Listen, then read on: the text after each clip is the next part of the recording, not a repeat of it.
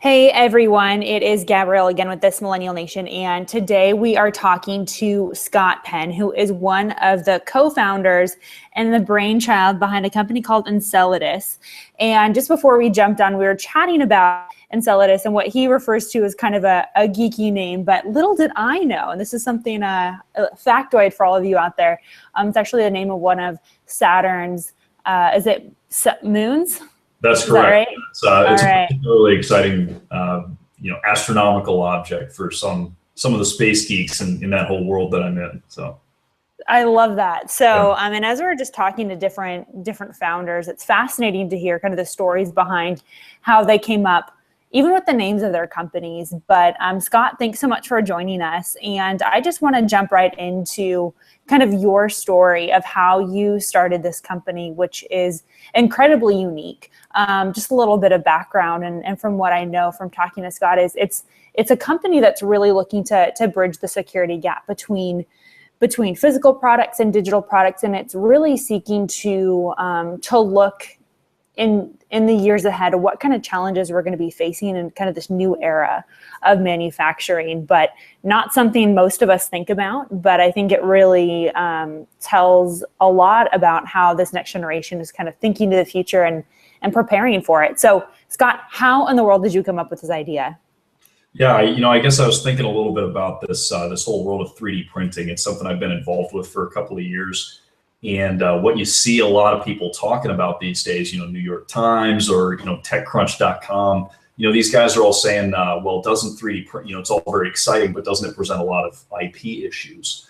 Because now if people can suddenly start scanning and printing out designs that other people made and perhaps sell them, don't you end up with the same issue that, the music industry faced with Napster and some of these peer-to-peer markets? So as the security gap begins to grow and sort of the increasingly blurred boundaries between the physical manufacturing world and the digital world, that's one of the areas that Enceladus is looking to present some value and address a lot of the security issues that people see. So I guess, just general, without getting too far into it, just always kind of, read the news, keeping my mind on this kind of stuff. Like, an idea is going to hit you inevitably if you just think about it for long enough. So that's the story of how we got started. So right now you are working on Enceladus part-time, is that correct? That's correct.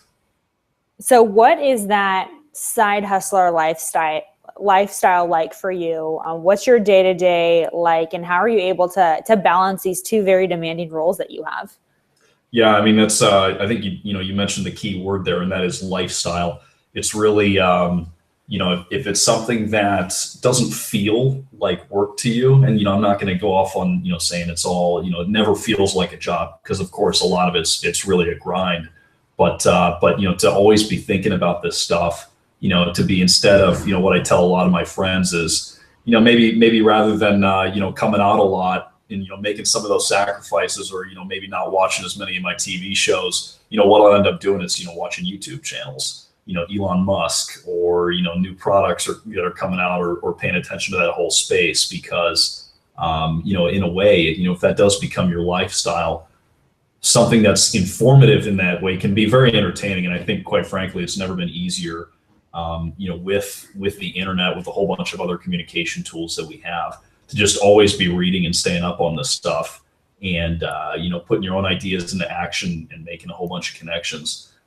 Like I said, never been easier to do this. At the same time, always a challenge and always a bit of a grind, but in the end, it's a tremendously rewarding experience.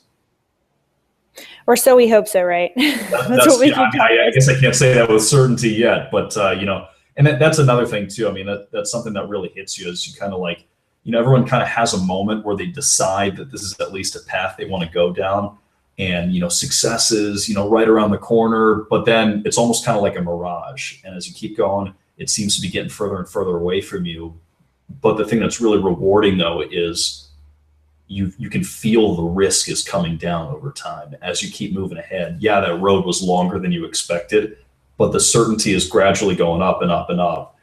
And that's really, I don't know what the word is there. It's a positive feedback loop almost, because it keeps you on task, keeps you working hard, and keeps you moving ahead. Well, I think that you made a good point about how you're relating to your friends in a community that may not see the world the way that you do and may not have that drive and that entrepreneurial spirit. And I'm in an entrepreneurship mastermind here in Washington, D.C. And we were talking the other night about how none of us really have hobbies. Like if you ask us what we do for fun, we're like, we work, like we work on our website, we develop marketing copy. And so maybe talk a little bit about what that's like, kind of living counterculture to some who might not live in the same world as you.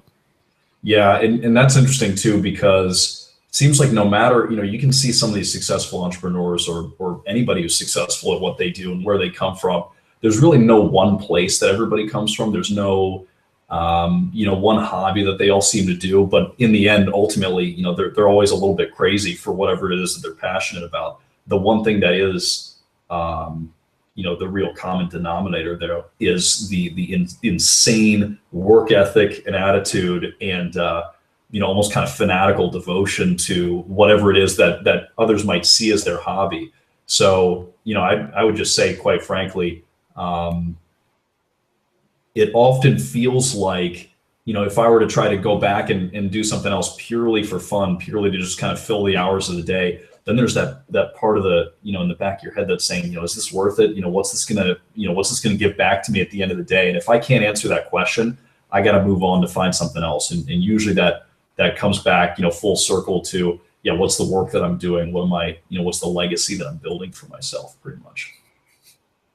Absolutely. There's kind of this entrepreneurial guilt, like when you're watching something that's right. or like hanging out and you're like, I could be, I could be working on something else, but I kind of liken it to a lot of like new mommy guilt that a lot of my friends who have kids have. They're like, when I'm not working on the most important thing to me, there's a guilt associated to it. But I want to chat about the world that you're in right now, because I find it really fascinating. I think our viewers will too, about this new world of manufacturing. And you called it the fourth industrial revolution. And we're entering into kind of like micro inventions happening every single day. So what do you see as the biggest challenge and the biggest opportunity facing millennial entrepreneurs in your space? Very good question. And to clarify a little bit on the fourth industrial revolution term there, it's one that maybe I believe is a little bit overhyped, but it does get a lot of people's attention in terms of thinking about what are the trends in manufacturing today, like 3D printing, like a lot of these maker hubs or maker communities that people are talking about. I would say a lot of the challenge that comes down to, first of all, there's been tremendous opportunity opened up for anybody who's got an idea, wants to make a prototype of something, needs access to machinery that requires millions or hundreds of thousands of dollars of upfront capital investment. Obviously, that barrier has now been practically eliminated for people to manufacture at low scale. The channels for these people to get products to market, through online communities like let's say Etsy or something like that, all very encouraging. But at the same time, there does still, aside from the IP stuff that I talked about a few minutes ago, there probably are still some challenges in terms of how do we bridge the gap between small scale manufacturing and large scale.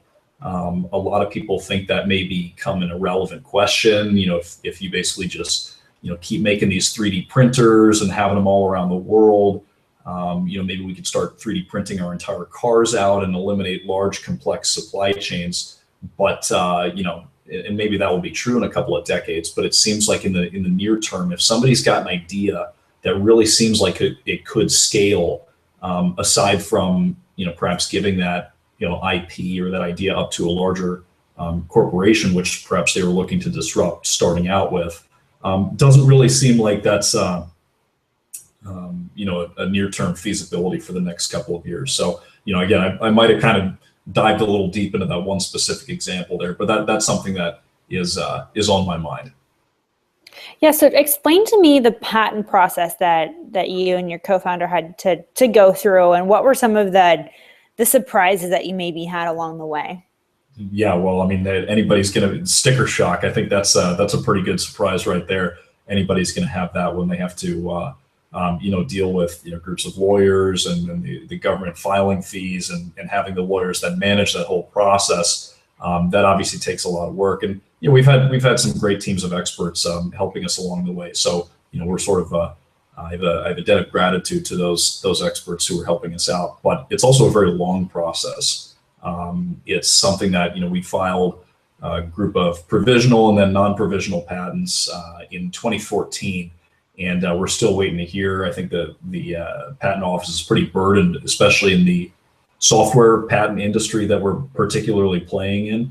And as a result, we're quite frankly, planning for maybe even a couple more years of waiting time before we get the first action back from the office. So that's one, perhaps maybe not a challenge that we face, at least immediately, but certainly an inconvenience. Well, especially as a millennial, where we expect everything, especially when it comes to technology, to be delivered quickly and easily, and preferably to our smartphone. So the idea of working within government strictures is frustrating, to say the least. Yeah. Last question before we get into our lightning round. You had mentioned this kind of community of people who've come around you, of people to advise you and to help through the process. What role has mentorship played in your ability to get off the ground? Definitely on the business side. I can immediately have an answer for you there, because I think of myself kind of as really a technologist coming from the engineering world. Doing some of the software coding myself and being really deep in the product development side. Quite often that takes somebody who's more experienced than I am, not necessarily even in just the software world, but maybe on the customer side in the manufacturing world, getting me to ask myself the questions, like what's your revenue model, who are your competitors, because a lot of those things not only impact your business at the business level, but then also in the the ways that you're trying to add value to your customers in the most intelligent way possible. So, okay, I know I said that was the last question, but I have to ask you one more. Go for it. So as someone who's a technologist moving from kind of inventor to entrepreneur, what's that onboarding process been like for you? Another interesting question. I think a lot of it comes down to, are you willing to see the idea through to the finish? Because I've had ideas in the past, and many of my friends have had ideas in the past that they just sort of stay as ideas. And then maybe when you see that in the news a few years later, you think, oh, hey, I had that idea, not that hard, obviously. Well, the devil's in the details, and there are a lot of details when it goes from having a concept in your head that you think is complete to, refining your prototypes, getting that out in the hands of customers, getting it in the field, in the real world, which always turns out to be a lot messier than the ideal world that you have up in your head. So that kind of general philosophical advice on that front, I guess, but really just continuing to educate yourself and at every step in the whole product development process, and it's kind of inevitable. If you really do have a good idea and you're committed to it, that it's going to keep moving ahead. That is awesome. Great answer. Okay, so we are here at our lightning round. So if you're ready, I'm going to jump right in. Are you ready? Awesome. Okay, so first question is, what do you know now that you wish you knew back then when you were first getting going? Very good question. I would say some of those business the business questions, rather than hey, people would ask me, well, what is it, and I'd get right into the technical details of explaining what it is. But think about it from the point of view from the user who's going to be having it at the end. They don't care how it works. I probably don't even know most of how my computer or my car works. All I know is that when I get in and I turn it on, it gets me to where I need to go. So simplifying it in those terms and kind of having the humility to look at your own idea from the eyes of somebody else is something I probably wish I could have started doing right out of the gate. That's awesome. Thanks so much. So second question is, what is the best piece of business advice that you've ever received? Always focus on the customer. And it sounds like such a cliche, doesn't it? And I got to tell you, I rolled my eyes the first couple of times I heard that. But again, it's going to kind of come full circle back to the first answer I gave you. Usually, there's really just nobody in the world who's smart enough to have a perfect idea in their head, and it turns out to be the exact same idea out in the real world. You got to hear from the customers and the people that are going to be using whatever it is, a service or a product that you're developing. because you probably didn't get it right the first time yourself. So I'd say if you design something that people love, they're going to come to you. You know, the rest of the issues can sort themselves out, but that comes first and foremost. Awesome. Okay, next question. What books are you reading right now? Reading some interesting ones. I got a few of them behind me. I was going to look back and see what some of the titles were. I'll tell you one, for example. I'm again, huge technologist, so I'm a big fan of the Ray Kurzweil. He's a big time inventor who I think back in the 80s invented the precursor to what eventually became sort of the artificial intelligence tool that we know as Siri in our iPhones today. So Ray is part of a school of philosophy. You know, the futurists, they think there are a lot of great things are coming in the future. So a book that I'm reading right now is The Singularity is Near.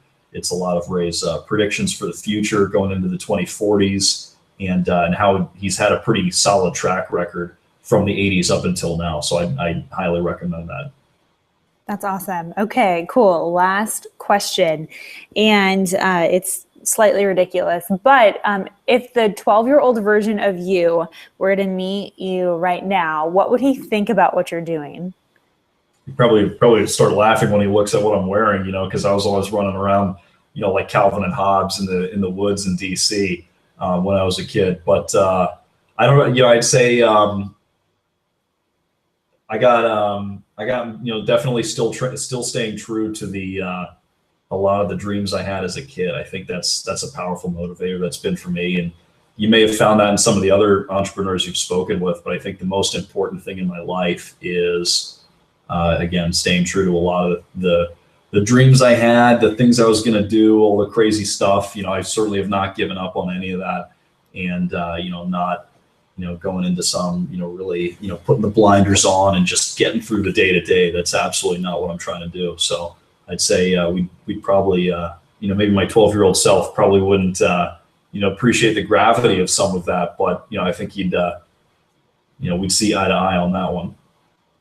That's awesome. Well, thank you so much, Penn, for taking some time with us. And I just want to acknowledge you for your willingness to think forward and to think things through. I think you had an incredible definition of entrepreneurship, which is, you know, the ability to see things through to the end, not just have an idea, but make it happen. So we wish you the best of luck, and we're very excited to see about the future of your company and the great things that you're going to do.